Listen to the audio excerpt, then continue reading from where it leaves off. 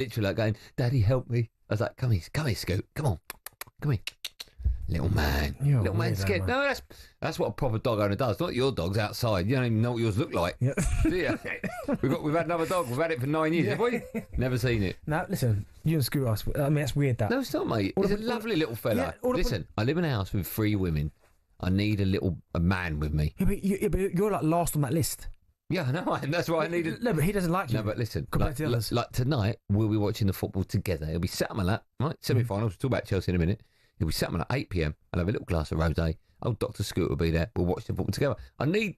Yeah, but the moment your wife or your daughters come back in, no, they go in the kitchen, they go upstairs, and he goes with them. He does go with my wife, actually. Yeah. He's a traitor, really, isn't he? I am second. He's a traitor. He's not a traitor, but the problem is my wife gives him food every night because I'm here, and usually. Yeah, but you walk him a lot. I do. I walk him every night. Yeah, so. But usually, it's whoever feeds the animal is the one they look up to. Oh, so okay, what about your daughters though?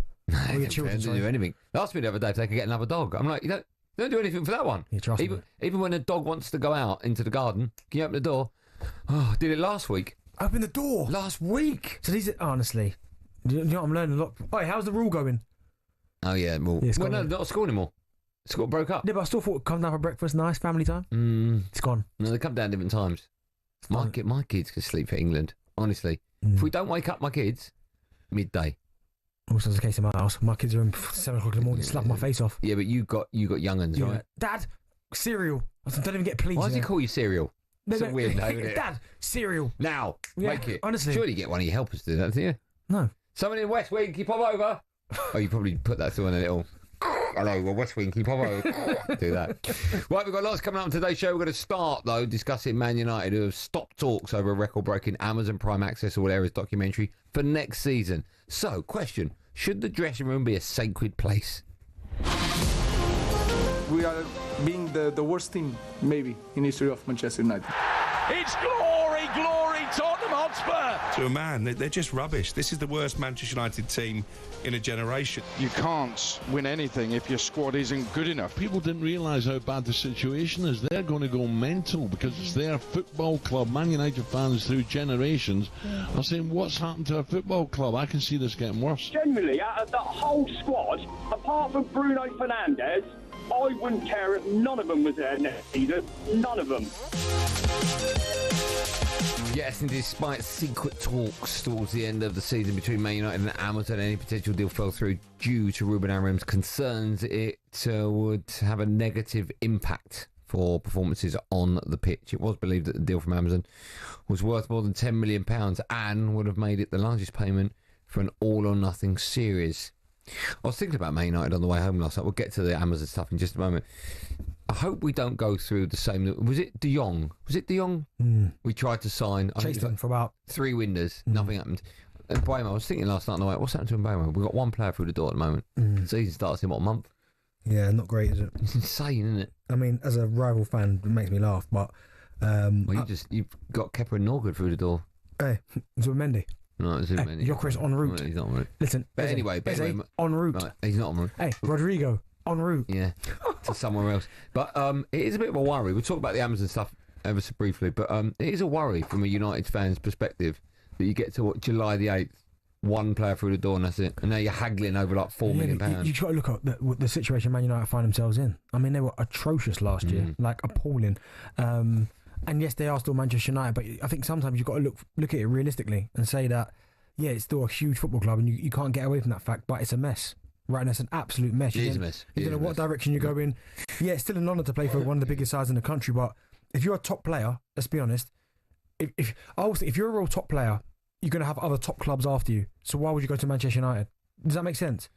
Well, it depends. Okay, if you've got Liverpool, a bit harsh. Okay, if you've got a club in the Champions League after you, and they're a big club, so like for example, Spurs have got Champions League football, but I think if like Mbuemo, we're led to believe if Spurs and Man United come in for you, you're probably going to go United. Okay, that I can understand, but Liverpool, Liverpool, City, yeah. Do you know what I mean? Yeah, no, I agree with that. At the moment, I agree with that. Arsenal, it's one of them where, and that's why I know we're going to talk about the doc. If I'm Ruben Amorim, I'm like, no chance. Absolutely no Well, chance. that was my next question about where do you stand on these all or nothing series. So I don't mind them, but I've been watching all or nothings for years because I watch the NFL one, which is a lot better than any of the football ones because you really do see absolutely everything. So what do they give you that our ones over here don't? Well, I know we had the Jose with a couple of players, but these will give you literally everything, all or nothing. And I'm talking about conversation with coaches where they're cutting players. Talk about, or they trading players. Listen, you're going to Phoenix next week. Do you know what I mean? Like real in depth. Yeah. You see, there's nothing they don't hide. Meetings when people are having bust up, you see everything, right? Gone to pre-season punch ups. Team talks. Everything. Okay, so right. we don't see team talks. Right, you see everything, right? Well, we do see some of them. I'm thinking of what they want to introduce into the Premier League. But for Ruben Amorim, I mean, the only reason why I'd want to watch it right now is because Man United are in a mess, and I think that's why anyone wants to watch it and it to be Manchester United.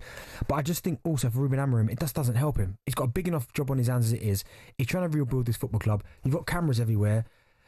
I don't care what you say. I know maybe after a while it might become second nature, but some people, you can't act natural when there's a camera there. When there's cameras everywhere, you're gonna act in a certain way. Like maybe after a while he might get used to it, but at some point he might say something that he doesn't really want to say. I think players sometimes want to act up to the cameras, the ones that want to leave.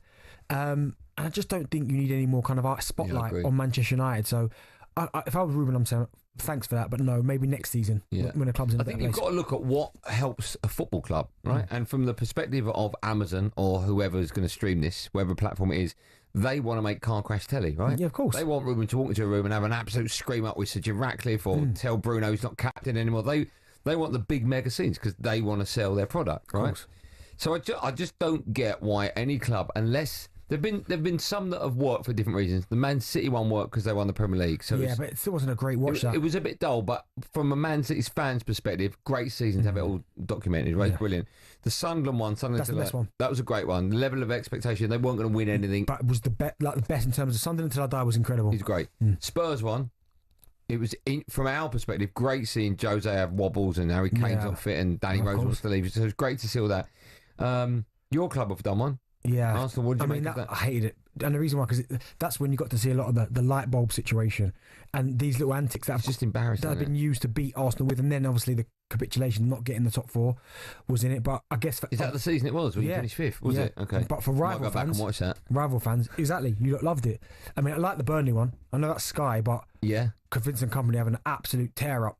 So I didn't mind that, but I just think from where you're right, Manchester United are, people would be desperate for that because they're hoping that you boys fall off another cliff. Yeah, and they want to see it happen live. Yeah. Do you think the fans? Is there an argument to say that United fans not have a right, but want to see how the club is being run, considering how bad we were last season? Yeah, of course. I'm sure they want to see exactly what's going on, but I never think it gives you the real picture because you're gonna have people acting, you're gonna have people not being their natural selves. I also do think the club have a lot of control over what makes the final edit and what's left on the cutting room floor. And also, by the way, and I know in normal terms, it is an obscene amount of money, £10 million. For Football Club Manchester United, what's 10 million? I know. What are you going to do with that 10 million? And that's the most. I know. I read that this morning. They've been offered the most, and I was like, is that all? I thought it'd be at least 50, something like that. Yeah, then it's 50. Okay. There's the question: when does it become worth it? Then? 50. £50 million. Yeah, because you'll buy a decent player with 50. Like I know it's got to be game changing, right? Yeah, like I get it. 10 million is a lot of money but in football terms, it's not a lot of money. It's not money. No, it's probably a week's wages for the whole club. Yeah. And then some. All right, I think it's going to be a fascinating one. We're taking your calls. Joe, the Man United fan's dialed. Hello, Joe. Hi, guys. You okay? We're great, man. How are you? You all right? You well? Yeah, not too bad. Not bad. Cracking show as always, guys. That's very kind. Make it better, Joe. Go on, off you go. I just don't think it's going to be worthwhile. It's just going to be a facade, if anything. I heard this morning that it'd be better to do it on the quiet, as in secret cameras. That's something that I'd like to see. Hold on, what do you mean? What do you mean on the quiet secret cameras?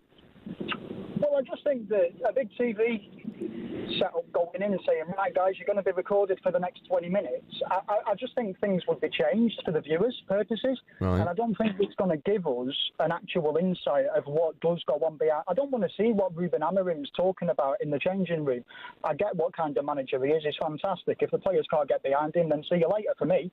What I want to see is what's going on with things like transfers, wages. Who's making these decisions to put players like Sancho on 250 grand a week, Rashford on 300 grand a week? Who's making the decision to spend 4 weeks, 4 weeks negotiating. The problem is, I mean, it's a great point, Joe, but the problem is that the club will have a huge say as to what is aired and what isn't, and I can't see a club like Man United letting their finances be aired. Exactly, and do we really want to see the stuff that they are happy with being aired, which is again just the fluff? I want to see the things that aren't comfortable with them being aired, as in the person that's negotiating for Emblemo for the past 3 weeks. Why is that not just done on one phone call? Yeah, I don't know. I wish I had the answer to that. Thanks, Joe.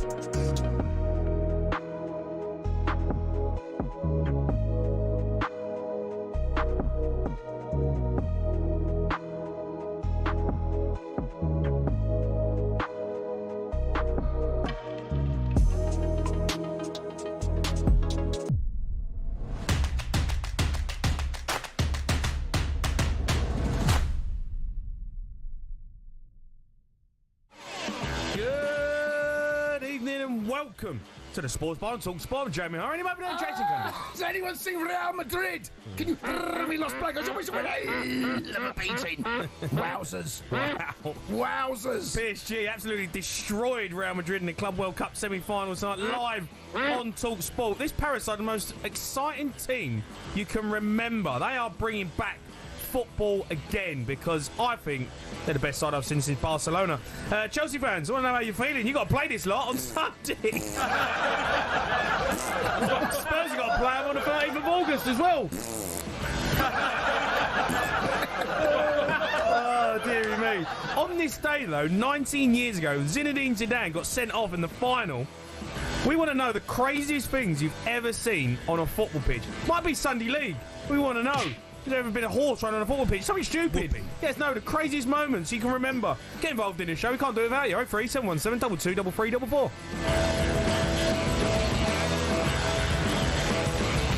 Hello, mate. Oi, how are you?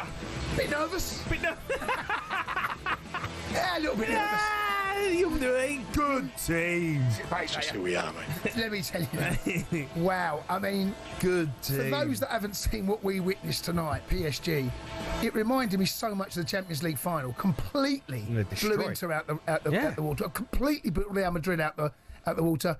And in style, though, Jay. That was first two goals were basic errors from the two centre-halves. I thought you was playing at centre-half. Tell you what I did. What Rudiger did. I've never done that. Cundy! He come off his left foot and he went to kill it with his right and he just towed it into Dembele. As soon as I saw it, I just literally was like, Cundy! Mate, let me tell you, I've never given a goal. I've given a few away, by the way. Yeah, you have, mate. But not like that. Not gifted. Oh, do me a favour, mate. No, not. What, are you telling me that you're a better defender than Rudiger? No, what I'm saying is I've not made a ricket that bad where it's come off my left foot. Mate, find the clip. Come off my left. Like, I've given some goals away, right? But let me tell you, for him to... And Asensio does the same. They both missed the kick. Like, mate, those two are like pub players defending. Culprit that time, Jason Cundy. Right? But let me tell you, what Rudiger and what's Asensio doing? What are they doing? I don't know what they're doing. Well, they know that you're up against, right? Panicking. They're panicking. That's what PSG do to you. Right. You make them panic. Right. You know who you're playing. Know your enemy. Know what you're up against. That was terrible, man. The gift the first two. I mean, look, fair play to PSG, mate. They deserved it. But you can't gift goals. You can't, because they're gonna play high up the pitch. They're gonna squeeze. Their midfielder, Vitinha, Neves, and Dries were. Yeah, the midfield is absolutely outrageous. Vitinha is the one that. I can't believe he played for Wolves. I can't get my head around it. Couldn't get in their team. He's unbelievable. The way he carries the ball. You know what he reminds me of? And it's Jack Wilshere a little bit. You know, like Jack, young, Low centre of gravity, used to travel the ball, used to drive with it, play 1-2s and keep going. Jack Wilshere used to do that, and I used to sit there and think, what's a player? But they all do it. Mendes does it, comes out the back, left back, marauding going forward. Kvaratskhelia on the other side, Doué. Bacola when he comes off the bench. No, it's actually a joke. I mean, they every time they get the ball, they're just like, right, we're going to go at you. And they commit. And then you've got Hakimi on the other side. Yeah, I felt so sorry for Valverde and the two fullbacks, mate. Yeah. They look left stranded. Yeah. They will overpower you. They'll outrun you. They'll outwork you. And then the quality will show. Yeah. But if you don't do the basics against this team, there was all laying Real Madrid after about 20 minutes. Mate, 3 up, no laying.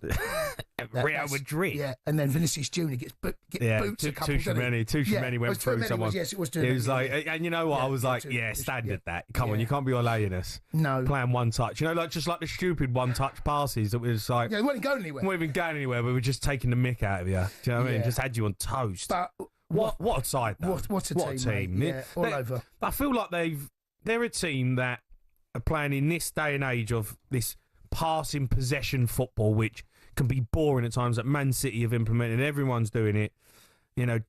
But this side are a team, I think they're a bit of a throwback from, you know, the 2008, 2013 eras of, you know, Barcelona, when that, you know, Messi and, you know, that team where they would just go at you. Eden Hazard's at Chelsea, you know, like that team players where you used to just get it, bang it out to the wingers, and we're going to go at you. You know, we're going to run with the ball, we're going to commit players, we're going to drive through midfield.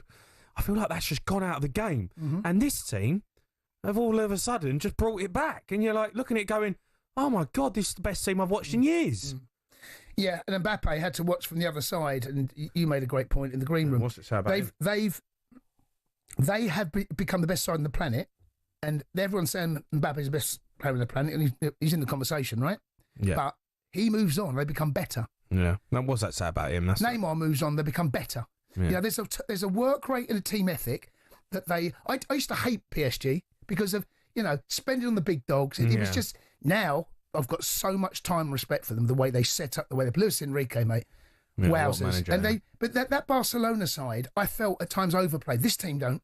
This team will hurt you, and they can hurt you in so many different ways. They can hurt you out wide. They can hurt you down the middle. They press. They force mistakes out of you. Yeah. They can catch you on the counter-attack. Honestly, it's almost the complete team. And, you know, we'll see what happens at the weekend when Chelsea play. But I would like to think that my boys put up a better fight than Real Madrid did tonight. Because that's worrying. I know Xabi Alonso's only been there 38 days or whatever it was. But that performance, mate, that was nowhere near good enough. Nowhere near it. But PSG, well, great side. I mean, look, Chelsea got to play them. I actually think, and this might sound a bit stupid, I actually think you're giving more of a game than Real Madrid. I hope we do. I'll be if we come off the field at half time and we're 3-0 down and we put in because they weren't laying a glove on PSG. Couldn't get near him. Couldn't get near him, but didn't want to get near him. No closing down. The work rate from times from Mbappe, mate. Honestly, I mean, look, they couldn't get near the ball, but there has to be a point in the game say, this can't carry on. They just passed the ball around the back through the middle of the park, playing little triangles. I mean, the midfield three, they just rotate, and you don't know where they are.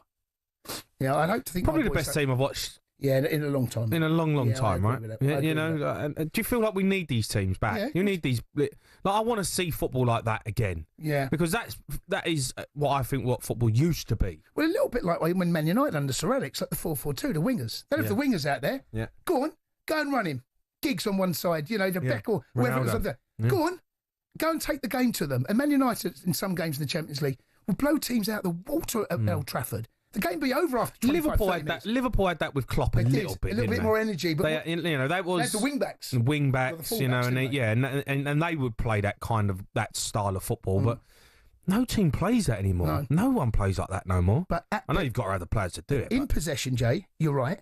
But out of possession, they work their tail off to get that ball back, whether it be high up the pitch. If you do manage to get in behind them, you watch them scamper, sprint back to get goal side.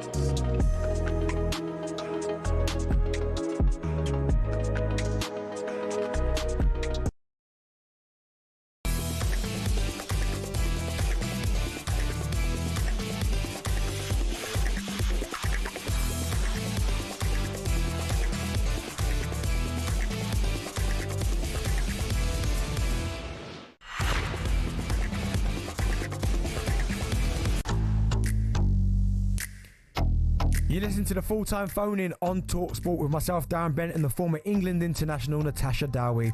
Will Chelsea win another trophy under Enzo Maresca as they smashed the European champions PSG 3-0 to secure the Club World Cup? How much credit should go to Enzo Maresca, and what should their expectations be for this coming season? 03 717 22 3344. And the Lionesses qualify from Group D as they beat Wales 6-1 to set up a quarter-final clash with Sweden. What did you make of all the action? Please get involved. 03 717 22 3344. This is the full-time phone-in on talkSPORT. Good evening. Some fantastic action there. We've just seen Chelsea completely smash PSG 3-0 in the Club World Cup final, securing that trophy and that 100 million they're going to get for winning that competition. But first, let me go ahead and speak to my co-presenter, Natasha. How you doing, Tash? I'm very well, Darren. How are you? Yeah, I'm really good. I mean, we've seen there, obviously, Chelsea. We'll talk about that later, but I want to start with the Lionesses. Comfortable win, 6-1. I think a lot of people expected England to get the job done, but it was really emphatic, wasn't it? Yeah, it was. It was one of those games that you thought if it was the England that played against France, it could have been a 2-1 really edgy game. But if it's England against the Dutch, then I predicted a 4-5-0 comfortable win. And yeah, I think the standard between the two teams really showed today. Happy for Wales to get a goal and another small victory for them. But I think for England, it was magnificent from the start. A very similar performance to what they put on against the Dutch. You know, magnificent, in fact. Every single player that came on as well did a job. 6 goal scorers, 6 different goal scorers, 6 goals, nearly a clean sheet. They'll be disappointed with that, but players rested as well, so I think overall a really positive 90 minutes. And now they've obviously got Sweden, who you'd fancy them going up against them in the quarterfinals, and then potentially a Norway-Italy semi-final, so it's looking good. It is looking really good, and listen, we'll talk about it a little bit more in detail later on, but I mean, someone who I was really happy for was Beth Mead. She had a tough time, certainly in the first game against France, lost her place against the Netherlands, but came on and scored a fantastic goal. Yeah, you're spot on. It's tough. Beth's someone that she's used to being a starter. She's used to being a star of this England team, and she is a star, absolutely. But I think it's been quite tough for her as well, because she kind of lost her place to Chloe Kelly towards the end of the season for Arsenal. Came into this tournament, got her starting spot, but had a real poor game. Then was dropped for the second game. So to kind of show that resilience, and again, I think all the players have shown that, but to then come on and get a goal and assist within 30 minutes, I think says a lot, and also ask Serena questions. Absolutely. All right, Tash, we'll talk about the Lionesses, as I said, in a little bit more detail later on. But let's bring in Troy Dean, who's been at the final as Chelsea, as I said, smashed the European champions PSG 3-0 to secure that trophy. And Troy, I mean, what a performance that was, by the way. Unbelievable, Benty. And you know what? Couldn't see it happening, if I'm being totally honest with you. Spoke all week about how I think PSG are the best team that I've seen assembled since that Barcelona team of probably 2011. But today, they got PSG'd. Chelsea were excellent, pressed them really well, and they were clinical. And I think that's something that we've not been able to label at Chelsea's door for a little while. But they scored 3, could have scored a couple of more in the second half. The lap when he came on could have had 2. And they just battered this PSG team. But I think a special mention to Sanchez, the goalkeeper. Perfect performance. And I think if you're a Chelsea fan now, this is where all the frustration's been, because there's so many of these mistakes. But when you see what he's just done today, excellent, man. And you can look at building a team around that. But for Chelsea, it's excellent. Well, let me ask you then, Troy. What then should be Chelsea's expectations this coming season? Because no one's mentioned about they should be challenging for the Premier League or big honours. But when you look at this type of performance and the way that they kind of destroyed PSG, what should expectations be then? It can't just be about finishing in the top 4, no? I've been saying that, Benty. I think I said it to you and Andy on your show earlier in the week. I think my only frustration with Maresca is that he keeps downplaying it. This team is an exceptional team. You look at the talent they've got on the bench now. This is a team that can really compete. They're probably 2 or 3 pieces away. I'd go at the goalkeeper, an experienced centre-half, and a fullback. That, for me, is a perfect team then. But when you start talking about, we're away from getting in the Champions League, that's a milestone. I don't buy it. I think they have to be competing. I'm going to give them a little bit of grace at the start of this season, because you look now, mate, we're 3 weeks away from the start of this Premier League season, and they've only just finished their last season when Liverpool just played their first pre-season game today. So they're going to have to try and rest and recover. I think later on in the season, this may take a toll, but I'd expect them now to be looking at deep runs in the Champions League. Can they win the FA Cups? And absolutely, can they be up there with your team, Arsenal, trying to push on with Liverpool? Absolutely. Well, Troy, listen, me and you both played centre forward, and someone you know really well, João Pedro, settled in at Chelsea really, really well. It's going to be fascinating to see what happens at Chelsea in terms of the battle between Jackson, Liam Delap and João Pedro, because João Pedro scored again. I thought Liam Delap came on and done really well. So it's going to be interesting to see who he starts come start of the season. Yeah, I take that. I still think they've got to sort out the Jackson situation. I know they've talked about 100 million for him now. I don't think they'll get 100 million for him, but I think you do need to move on from Jackson and still probably go and get a younger striker, because you can't go through the season with two strikers with everything that they're trying to compete with. But I do think Jackson's run his course. I think the fan base out here have lost their temper with him, especially with the two sendings off now. And then you talk about João again, somebody who I know really well, and hopefully we're going to get 10 minutes with him after this as well. So might be able to throw that into your show as well. But I just think he's just come on and he's just got this enthusiasm, and now he's looking around at Cole Palmer and the light behind him and going, all I have to do now is make the runs. I think at Brighton he felt like he had to do a little bit too much, come short, get the ball, try to slip other people in. And I think now we can just concentrate on being a number 9. I think he's going to be the starter moving forward. The lat was excellent coming on, and there will be games he's needed, but I think for the way Maresca wants to play, João Pedro's the man. All right, Troy, great stuff there. All right, well, let's get to the phone lines. I wanted to hear from people. 03 717 223344. Let's go and speak to Phil. He's a Chelsea fan. Phil, you must be on Clyde now right now. Oh, Darren. I just don't know. I can't believe what I've just watched, actually. It's a surprise, not to me. There are probably a lot of the neutrals out there and every other Premier club that are probably writing us off before we even started. We got written up against Bayern Munich, didn't we, in the final? Beat them on their own ground. I know this is a different team, but this is a young team. You know, and I questioned it, and everyone else has. A few months ago, we looked nothing like, you know, but you've got to give credit to Maresca, what he's done, the tactics. When I saw the team sheet come out, James in midfield, Gusto, but I think the biggest plus of all today was the goalkeeper. I mean, we've knocked him so many times, but come on, give him credit with his due. Brilliant, absolutely great team performance, great selection by the manager, and that was without Esto coming in. And we still got Gittins that we signed as well. This is going to be good. And if we can manage it properly, we can challenge for the title. We can win it. Well, do you know what, Phil? When you look at the size of your squad, you're certainly not going to be lacking body, so you can compete on all these different competitions. The only thing is, my only concern would be, it's been a long season for you. The turnaround's going to be quite quick. Do you feel that you've got the squad? I think you have. But, I mean, Liverpool, Manchester City, Arsenal, they're all there. Should Chelsea's name be thrown in the mix when it comes to winning the Premier League next season? They've got to be up there. I mean, they've qualified in the top 4. I know a lot of teams dropped off. I mean, we were a little bit lucky, I suppose, to get top 4. But give credit where it's due. We do need, like you said, or somebody said, we still need a quality goalkeeper, I still think, the centre-half. And we need someone to sort of fit in where Cucurella, because he's played so many games. Once we've got that, as for the striker situation, I don't know if Jackson goes. I don't know. I think we're all right. We've got that Mark Gui there. He's not played a lot, I know. But this new signing, this Pedro, you know, João Pedro and Delap, I mean, I think we've got enough there, to be honest. But you've got to give credit to this manager who we all knocked a while ago and give credit to him. I mean, and people will say, well, yeah, you've only won the conference. You know, it's not really a big competition. The World Cup, PSG, you know, when was the last time they lost, you know, like that? I mean, I didn't think we was even playing PSG, to be honest. I didn't see a threat at all. No. From the first 5-10 minutes. I thought Chelsea was all over it, and they just closed down. They done exceptionally well, and they deserve winners, whatever anybody else says. You know, well, you've only got to beat what's in front of you. 100%. Listen, Phil, congratulations, mate. Well done.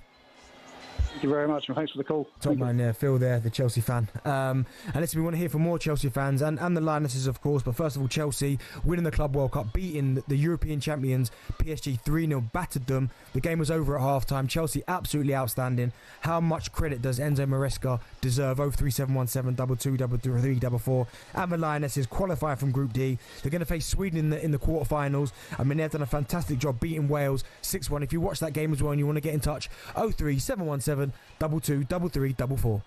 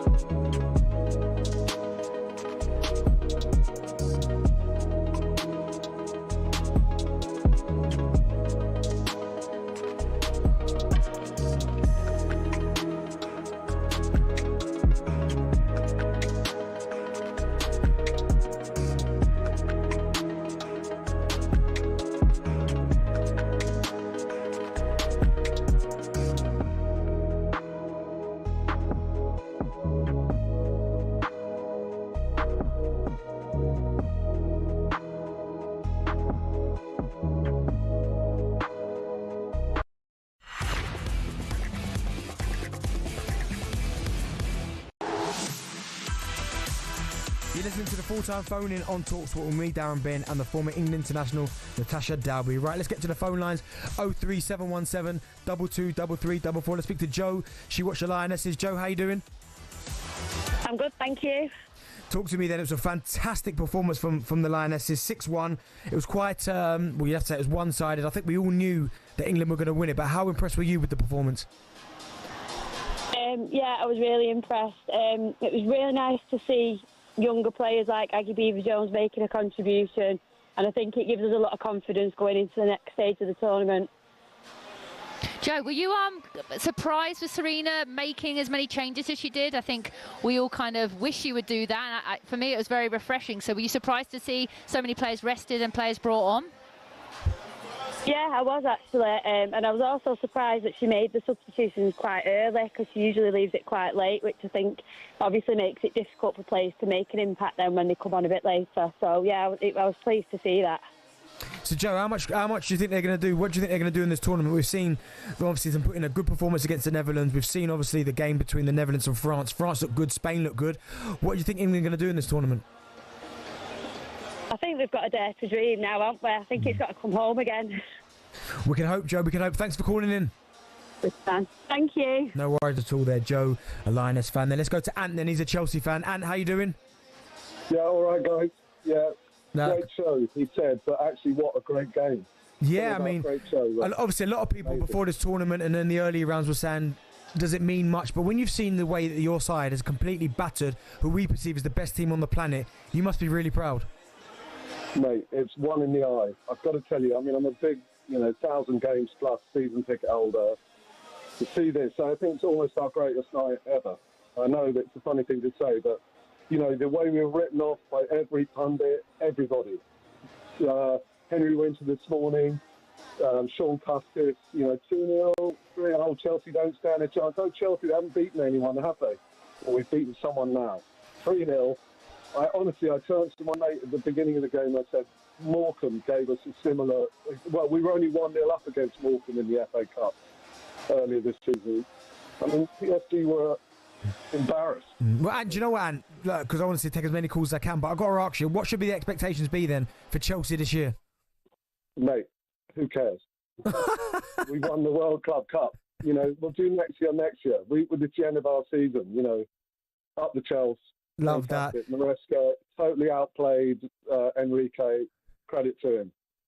Love that. Cheers, Dan. Great call there, Ant. Now, obviously, a very, very happy Chelsea fan. All right, let's go to Sammy, who watched the Lionesses. Sammy, how you doing?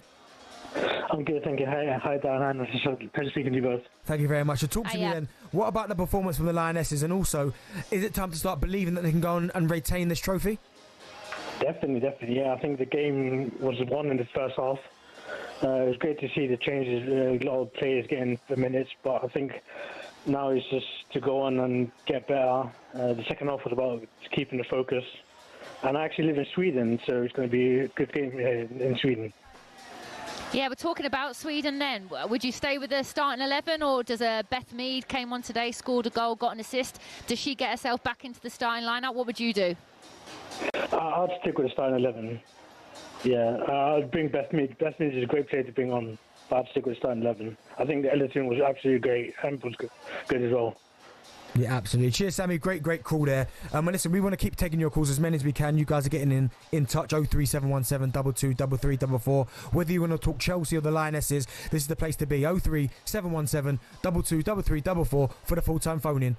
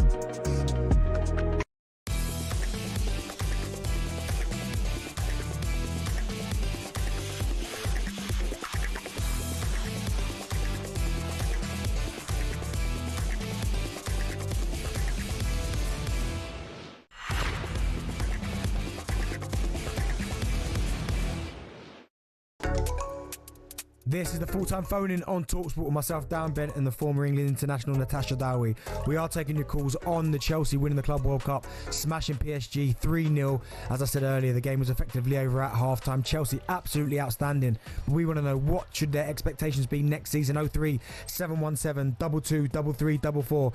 Let's go to Harrison, a Chelsea fan. Harrison, how you doing? I'm good, Benny. How are you, mate? Yeah, I'm good. You sound very, very happy. I can understandably why. I mean, the way you completely dismantled PSG this evening, you must be so proud of your team. Oh, I'm over the moon. But before I get into this, can I just say, has anyone seen PSG? Love it. Absolutely love it. I'm over the moon. It was a brilliant performance. And then, what do you want? My preferences for next season, I think, a push for the league. But I don't think we'll win it still. We don't want to get ahead of ourselves. I think we've had a great tournament, but it's nice to build on, I think.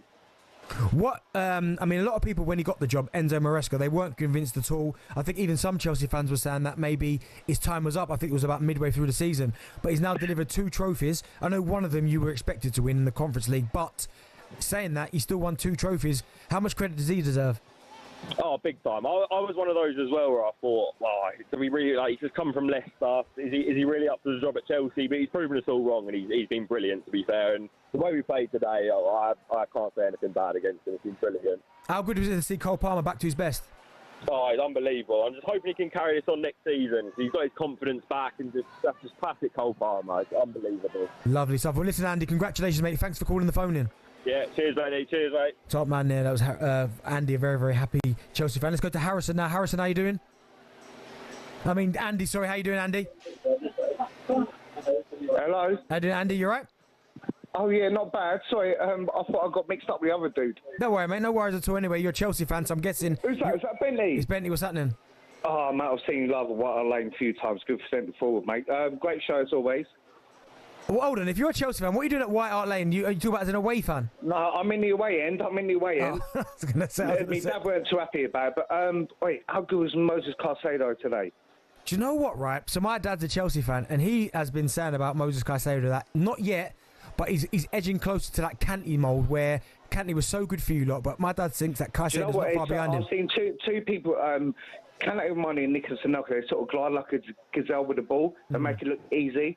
But, mate, if weren't Caicedo today, we wouldn't have won that game. What about Cole Palmer? What about his performance?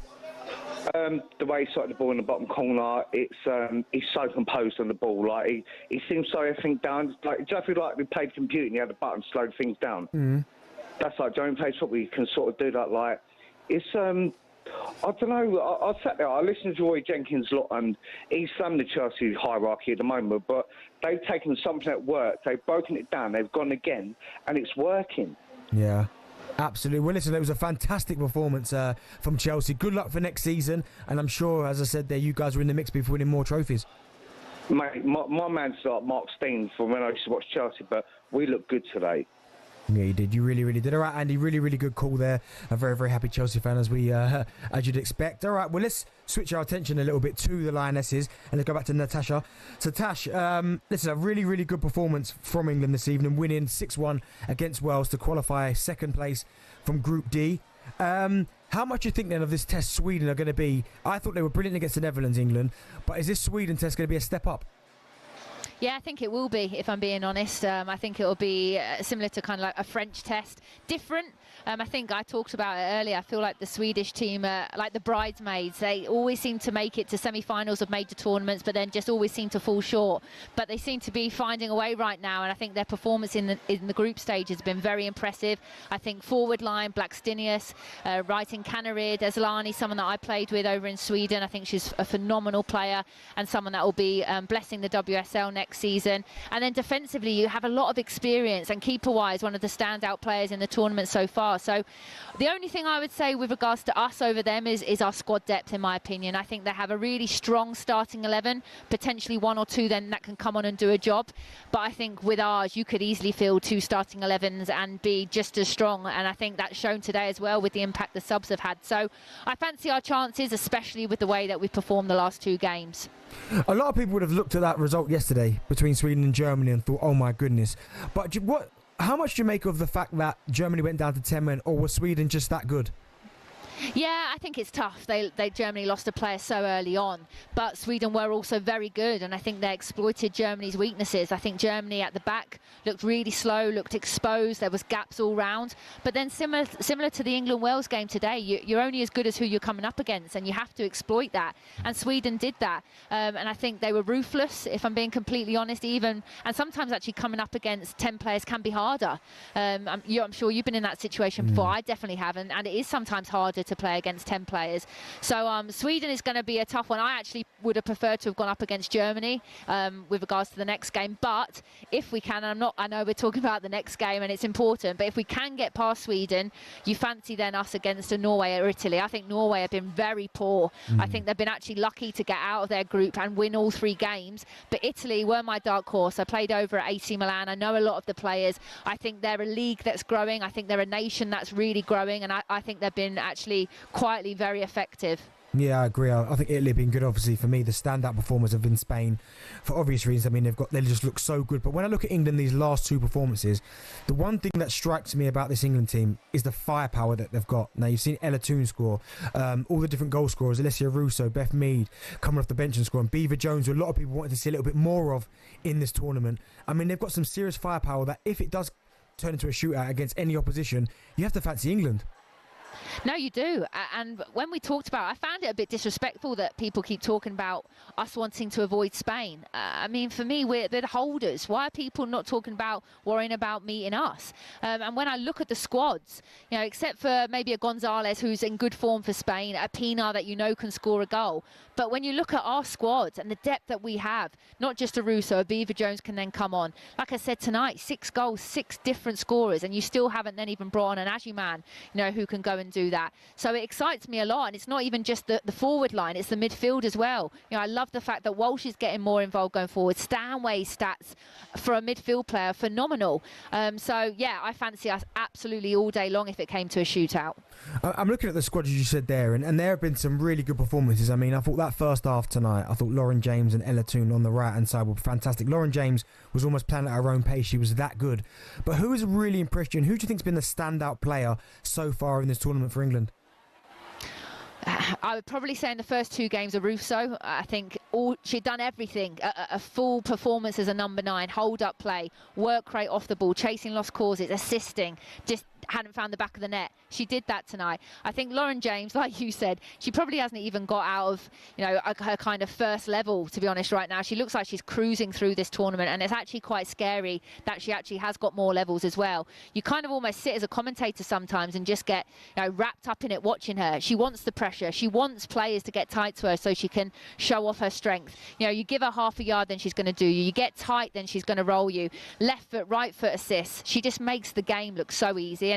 And you know, there's no disrespect, but she is like our Bonmati. You know, for me, Bonmati's probably done a little bit more than her in the game at the moment, but Lauren James is, what, 22 years old? You know, what she could potentially do in the next 10 to 15 years is quite frightening. So for me, I'm excited as an England fan to have her in our team. Absolutely. All right, Tash, we'll stay there because let's head back to the MetLife Stadium as Chelsea lift the Club World Cup trophy with Nadia Dudley. And the Chelsea players are just receiving their medals from Donald Trump at the moment, the US president, who was booed by some sections of the crowd as he made his way out onto the middle of the field at the MetLife Stadium. He's been handing out all of the awards as well. Gonzalo Garcia of Real Madrid, who's now departed the competition, he was the top scorer. Desiree Doué of Paris Saint-Germain, the young player of the tournament. Robert Sanchez won the Golden Glove, the Chelsea goalkeeper. And Cole Palmer, the player of the tournament, of course, 2 goals and an assist in the final. And he is certainly a player who rises to the occasion. The 2 people who are waiting to arrive last on the podium to meet with Giannini Infantino and Donald Trump are Reece James, the Chelsea captain, and the coach, Enzo Maresca. Todd Bowley, the Chelsea owner, is stood next to Donald Trump and Giannini Infantino, who was gone for the interesting combination of dark FIFA suit and white trainers for such an occasion. Donald Trump in his more familiar dark suit with the red tie and he has a word for every single one of the Chelsea players as they march past him to receive their winners' medals. Chelsea, the Club World Champions for the second time, and the second time in 4 seasons as well. And Reece James, who has the Chelsea armband on his left bicep, will be the final player to walk forward, along with Enzo Maresca, who has a Chelsea shirt with World Champions 25 on the front of it. And he makes his way onto the stage now. A handshake with Giannini Infantino. And I'm sure a word in Italian too. Infantino, I think, telling Donald Trump who exactly he is, Enzo Maresca. But of course everybody in the stadium, in a crowd of 81,000, knows exactly who he is. And Reece James, the final player to mount the podium and meet with the American president. A firm handshake with Reece James. Todd Boehly also having a word as well. And I'm absolutely certain that Donald Trump does not have a clue who any of the people he's just spoken to are, but he's been given a word from Infantino, and Infantino now has a medal for the president as well. The two owners, Todd Boehly and Nasser Al Khalifi, are also there as well. And now Giannini Infantino and President Donald Trump lift aloft the FIFA Club World Cup, and they will present it to Reece James and Chelsea. Chelsea is a club which has had so many unlikely events over many years, but now the most powerful man in the world, Donald Trump, presents the trophy to Reece James, and Chelsea are the best club side in the world. On a sunny day in New Jersey, Chelsea celebrate, the fireworks go off, and Chelsea are club world champions. Donald Trump hands over the trophy, and now the celebrations can really begin. Once again, Chelsea finish on top of the podium, and this time it means they are the world's best. Darren Bed, Donald Trump and Cole Palmer, follow that. I'll try. I mean, Nigel, it's fantastic performance from Chelsea there, and another trophy lifted for that football club. I mean, how much credit do you think Enzo Maresca deserves? And also, when you look at the way they completely took apart who we perceive as the best team in the world, what should their expectations, do you think, be for next season? Well, I think they will be sky high among the supporters, as we've heard on the phone-in tonight, but you've also got to take into account what this may have taken out of the players and how much business they will do in the transfer window. But look, you've got players there like Enzo Fernandez. He's won the World Cup with Argentina and the Club World Cup with Chelsea. This is a squad with an incredible amount of talent, and Chelsea will have their expectations raised by this. I think very few people believe they were potential winners of this tournament when it started a month ago, but here they are. They finished as the last team standing on top of the podium. But Chelsea just have winning in their DNA. It's something they developed even before Roman Abramovich took over, but they really enhanced that. When Mourinho arrived, they very quickly became dominant league champions, but they couldn't deliver on the European stage. Maresca, I don't think, was many people's first choice to become the coach, but now he's led them to this. So he will know that the expectations will be raised around him. And he'll also be aware that Chelsea do have a habit of moving people on to match those expectations, but maybe doing it Maresca's way is the right way. We'll have to wait and see. Absolutely. Nigel, great stuff there. Cheers, guys. Top man Nigel Adelaide doing the comms for talkSPORT in that Club World Cup final. But quickly, Natasha, let's talk quickly about the Lionesses. Obviously, that game against Sweden, we'll quickly preview that. You said it's going to be a tough test. You think defensively they're quite solid, but do you think the Lionesses have got enough to get past Sweden? And also, do you expect to see any changes? I don't expect to see any changes. I think when I look at a Mead versus a Hemp, I think Hemp's been effective, but Mead coming on, scoring, assisting, probably gives herself a good shout to potentially push into that starting 11. But no, I think Serena Wiegman will stick with the same 11 that started the last 2 games, who have been very strong. And then she knows she's got such a strong bench that she can call upon, which they produced tonight. I think when you're talking about us against Sweden, it's going to be a much tighter game than what we've come up against the last 2 games. But do we have more than them? Absolutely. I think we have better individual players, and also squad depth-wise, I think we do. But probably our head-to-heads against Sweden haven't been great, to be honest. We haven't won many against them of late, so it's definitely not going to be an easy game. And Sweden are always that nation that seem to be able to make it to the semi-finals. They're constantly always fighting, and whether or not it's this is their year, I guess we're going to find out sooner rather than later. We certainly will. Natasha, thanks for joining us. Continue all the great work you've been doing for talkSPORT. Oh, thanks, guys. Cheers. Talk to you soon. No worries at all there, Natasha. The former England international Natasha Dowie. Well, listen, up next is the Trans-Euro Express with Danny Kelly and Andy Brassell.